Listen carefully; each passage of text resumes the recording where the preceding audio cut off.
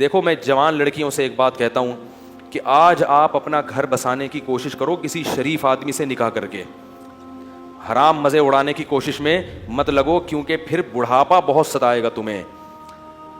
تمہیں اس وقت تک یہ جو دوست ہے نا, فرینڈس, یہ ایزی لوڈ اور یہ سب جب تک کرائیں گے جب تک آپ میں جوانی ہے. جہاں ذرا سا یہ عمر کی زیادتی کی وجہ سے حسن خراب ہونا شروع ہوا, جیسے ٹیشو پیپر ہوتا ہے نا, استعمال سے پہلے بڑا اچھا ہوتا ہے, استعمال کے بعد کچرے میں پھینک دیا جاتا ہے, ایسے پھینک دی جاؤ گی کچرے میں. بہت ہو رہا ہے یہ, اور یہ زیادہ تر ہوتا ہے ان جو ماڈلنگ سے تعلق رکھنے والی خواتین ہیں نا, ان کے ساتھ تو بہت ہو رہا ہے. جب جوان تھیں تو ساری کمپنیاں آ کے بلاتی تھیں ماڈلنگ کے لیے, یہ والا پوسٹ چاہیے. جب تھوڑا سا ان میں جھریاں آنا شروع ہوئی تو کمپنیوں نے لفٹ کرانا چھوڑ دی. پھر ان کا کام صرف یہ ہوتا ہے کہ کہیں بڑی تقریب میں کسی شو میں بلایا, ایک ایوارڈ دے دیا, لوگ اس عزت کو دیکھ کے سمجھ رہے ہوتے ہیں ماشاء اللہ اب تک عزت ہو رہی ہے. وہ 4 منٹ کی, یہ آدھا گھنٹے کی, 1 گھنٹے کی ہوتی ہے. اس سے پہلے بھی کوئی پوچھنے والا نہیں اور اس کے بعد بھی کوئی پوچھنے والا نہیں ہوتا. اللہ نے یہ جو جوانی دی ہے, خوبصورتی دی ہے, اس کو ناجائز استعمال مت کرو.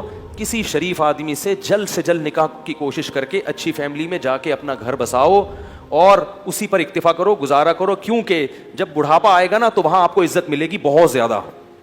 کیونکہ جب عورت خاندان میں جاتی ہے کسی, تو جیسے جیسے عمر زیادہ ہوتی ہے اس کے گریڈ اسی حساب سے بڑھنا. ابے بول لیا کرو یار خدا کے بندو, اس کے گریڈ اسی حساب سے بڑھنا شروع ہو جاتے ہیں. جتنی زیادہ عمر بڑھے گی, پہلے ماں بنے گی تو ماں ہے, پھر دادی بنے گی. ہمیں یاد ہے ہماری والدہ اتنی بوڑھی ہو گئی تھی, اللہ مغفرت فرمائے, اور بستر پہ پڑی ہوئی ہیں, لیکن اب تک ان کی یاد دماغ سے نہیں نکلی. کچھ بھی نہیں کرتی تھی بیچاری, لیٹی رہتی تھی, لیکن وہ بھی ایک اچھا لگتا تھا اور دل چاہتا ہے کہ کاش دنیا سے نہ جاتی. وہ بھی اب یاد آتی ہیں. بوڑھی ماں جتنی بوڑھی ہوگی اتنی زیادہ اچھی لگے گی. پھر ہمارے بچوں کی دادی تھیں, وہ بچے الگ پھٹے ہوتے تھے. ہماری والدہ اتنی بوڑھی ہو گئی تھی نا آخر عمر میں کہ ان کے ہوش آواز نہیں تھے, بستر پہ پڑی رہتی تھیں, بس بستر پہ پڑی رہتی تھیں, کچھ نہ بولتی تھی نہ سنتی تھیں. بس جب تسبیح پکڑاؤ تو تسبیح ہاتھ سے گھمانا, عادت پڑی ہوئی تھی نا. آج جب بڑھاپا آئے گا نا تو بوڑھوں کو کچھ بھی دو گے نہیں, موبائل دو گے ایک دم ٹک ٹک شروع ہو جائیں گے. یہ جو نوجوان نسل ہے نا, ان کے بڑھاپے کی بات کر رہا ہوں, کیونکہ ساری زندگی تسبیح گھمائی ہے تو بڑھاپے میں کچھ بھی نہیں یاد رہا, دماغ کام کرنا چھوڑ دیا تھا ان کا. تو اب جب تسبیح پکڑاؤ تو خود بخود تسبیح.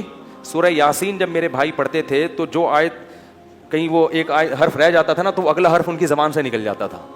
سورہ یاسین بہت پڑھتی تھی. تو کچھ بھی نہیں کر رہی, لیکن پھر بھی گھر میں کیا ایک احساس ہے کہ گھر میں ماں موجود ہے. بچے بھی خوش ہوتے تھے. اس گھر میں لے گیا تو بچے کہتے تھے دادی کو گھسیٹ کے یہاں لے کر آؤ, ٹھیک ہے نا. ادھر بچوں کو تو دادیوں سے بوڑھوں سے بڑی مناسبت ہوتی ہے. اس گھر میں لے گیا تو بچے کہتے نہیں اماں کو دادی کو کہاں لے کر آؤ. بچے مانوس ہوتے ہیں. اگر اولاد نہ ہو اور گھر نہ بسایا ہو تو بڑھاپے میں یہ عزت ملے گی؟ محلے والے پوچھیں گے کیا؟ یا وہ اگر کوئی خاتون نے جوانی میں ماڈلنگ کی ہو تو کیا بڑھاپے میں کمپنیاں اس کو یہ پروٹوکول دیں گی؟ شکر ہے یار نہیں دیں گی نا, انہوں نے جواب دیا نہیں دیں گی. تو اس لیے یہ رنگ رلیوں پہ زمانے کی نہ جانا اے دل, یہ خزاں ہے جو بانداز بہار آئی ہے. اور یہ بھی یاد رکھو, جہاں اللہ نے عورت کو حسن بہت زیادہ دیا نا, اللہ عورت سے یہ حسن چھینتا بھی بہت جلدی ہے. مرد بہت دیر سے بڈھے ہوتے ہیں, عورتیں بہت جلدی بوڑھی ہو جاتی ہیں. مرد تو 40 سال میں تو پتہ چلتا ہے کہ آدمی بنا ہے. یہ تو مشاہدہ, ایک میڈیکل سائنس کی ایک حقیقت ہے اور مشاہدہ بھی ہے. 40 سال میں جب آدمی قدم رکھتا ہے نا تو قرآن کہتا ہے حتی اذا بلغ اشدہ, یہاں تک کہ اپنی بھرپور طاقت کو پہنچتا ہے. تو 40 سال میں تو مرد آدمی بنتا ہے اور زور پیدا ہوتا ہے اس کی آواز میں, اس کی چال میں.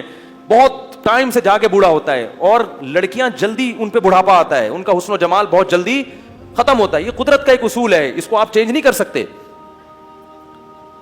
تو اب اس میں تو عورت کو اور زیادہ خیال کرنا ہے کہ بھائی جلدی اپنے آپ کو ٹھکانے لگاؤ, جلدی اپنے آپ کو کسی گھر کا فرد بناؤ, کسی خاندان کا فرد بناؤ.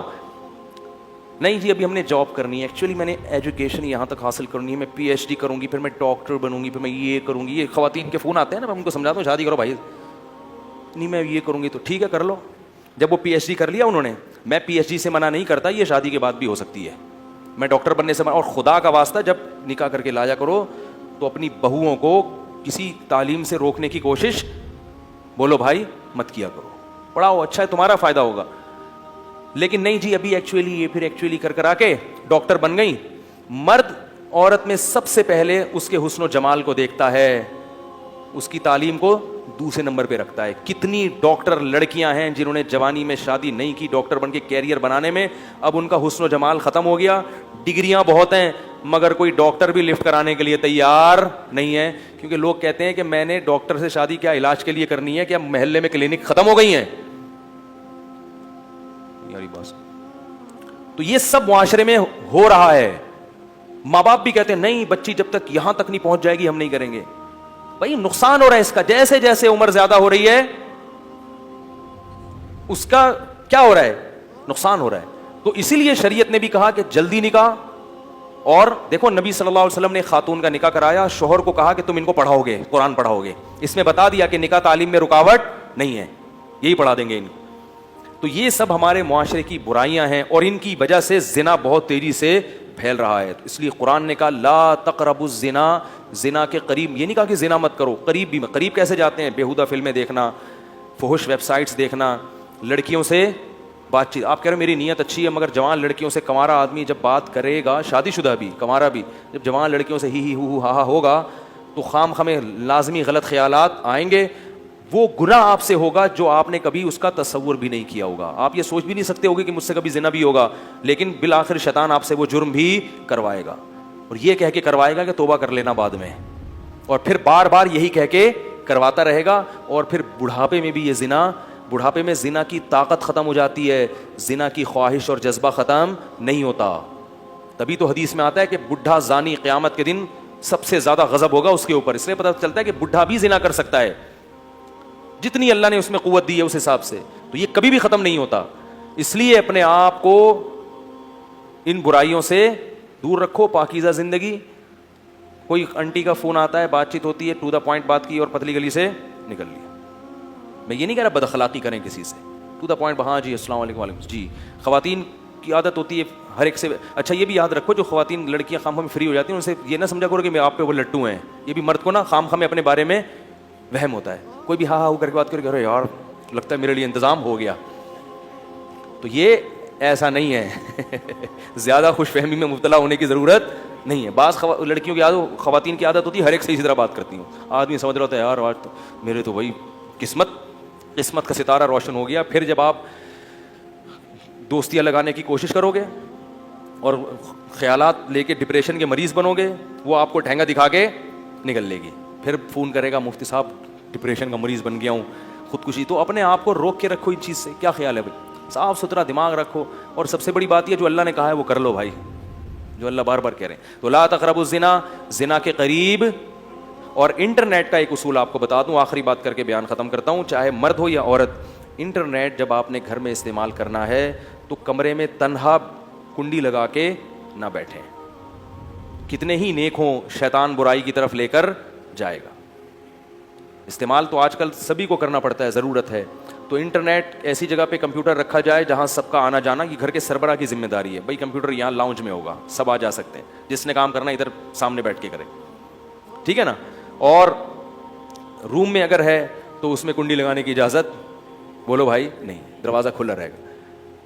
تو اپنے اوپر اعتماد نہ کرے انسان. اور ویسے بھی جب کبھی بیٹھو تو گھر کے کسی فرد کو ساتھ بٹھا لو, اکیلے کیوں بیٹھتے ہو؟ کیا خیال ہے بھائی؟ کوئی شاعری دیکھنی ہے انٹرنیٹ پر, بیگم کو ساتھ بٹھا لو. کیا خیال ہے؟ وہ بھی اس سے فائدہ کیا ہوگا کہ تھوڑا سا اس کو بھی فلم دیکھنا نہ شروع کر دو کہیں کہ فلم دیکھنی ہے تو چلو بیگم کو بھی ساتھ بٹھا کے دیکھوں گا. وہ بھی جائز چیزیں ہیں. تو تنہائی میں شیطان کو برائی کا موقع ملتا ہے. تو اللہ نے یہ نہیں کہا کہ زنا مت کرو, بلکہ کہا زنا کے قریب بھی مت جاؤ, کیونکہ اللہ کو معلوم ہے کہ جو قریب جاتا ہے وہ اس برائی میں پڑ جاتا ہے. کہ جوان کے ساتھ بیٹھی ہے تو السلام دعا کی, ہاں جی خیریت, تبھی اپنا کام میں لگے. میں گھر تک چھوڑ کر آ جاؤں آپ کو, اس تکلف کی ضرورت بولو بھائی خام خمیں. ہمارے ایک دوست تھے, انہوں نے ایک واقعہ بتایا کہ کوئی خاتون وہاں ڈیفینس میں کوئی لڑکی کھڑی ہوئی تھی, تو بہت ہی بیہودہ سا لباس تھا, تو کسی لڑکے کو شرارت ہوئی, اس نے کچھ جا کے چھیڑ چھاڑ دیا. تو جب اس نے چھیڑا ہے نا تو لڑکی نے ایک گالی دی, تو جیسے ہی گالی دی تو جتنے لوگ تھے نا انہوں نے دیکھا کہ یہ خاتون جو ہے اس لڑکے کو گالی دے کے نقصان پہنچانا چاہ رہی, تو سب نے اس لڑکے کو ٹوٹ گئے نمبر بنانے کے لیے. ہر آدمی نے ہیرو بننے کے لیے کہ میں آپ کا دفاع کروں گا. اور اتنا مارا بیچارے کو, اس کا سر پھوڑ دیا, وہ پٹیاں بندھی ہوئی اس کے. تو جو دیکھنے والا تھا نا, اس نے مجھے بتایا کہ یار غلط تو کیا اس نے, مگر اتنا غلط نہیں کیا, اس کا بھی تو لباس دیکھو نا کیسے بےہودہ لباس کھڑے. میں نے کہا اصل میں وہ جنہوں نے مارا ہے نا, وہ انہوں نے اس کو جرم کی سزا دینے کے لیے نہیں مارا, وہ تو خود پتہ نہیں کتنے آنکھ مٹک کے کرتے ہوں گے سارا دن. انہوں نے ہیرو بننے کے لیے کہ میں جب موجود ہوں تو تجھے چھیڑنے کی ضرورت کیا تھی, میں جب ہوں تو تمہیں چھیڑنے کی ضرورت. تو عورت اگر اپنا لباس پراپر پہن لے گی تو ان بدماشیوں کی نوبت. دیکھو اللہ کا واسطہ, اس رمضان میں خواتین سے ایک بات کہتا ہوں کہ ایک گناہ تو کم از کم چھوڑ دیں, بے پردگی. پراپر پردہ کیا کریں, پراپر ڈریس پہنا کریں, نامحرم رشتہ داروں سے پردہ کر لیں. خدا کی قسم یہ ایک گناہ بھی اگر خواتین سے چھوٹ گیا اس رمضان میں تو انہوں نے رمضان کو کیش کرا لیا. عورت کے لیے اس زمانے میں نماز قضا کرنے کے بعد سب سے بڑا جرم بے پردگی ہے. سب سے بڑا جرم کیا ہے؟ اس سے بڑے فسادات ہو رہے ہیں, بہت معاشرے میں برائی پھیل رہی ہے. اللہ تعالیٰ اس جرم سے ہماری خواتین کو توبہ کرنے کی توفیق عطا فرمائے. سبحانک اللہم و بحمدک، نشہد ان لا الہ الا انت، نستغفرک و نتوب الیک.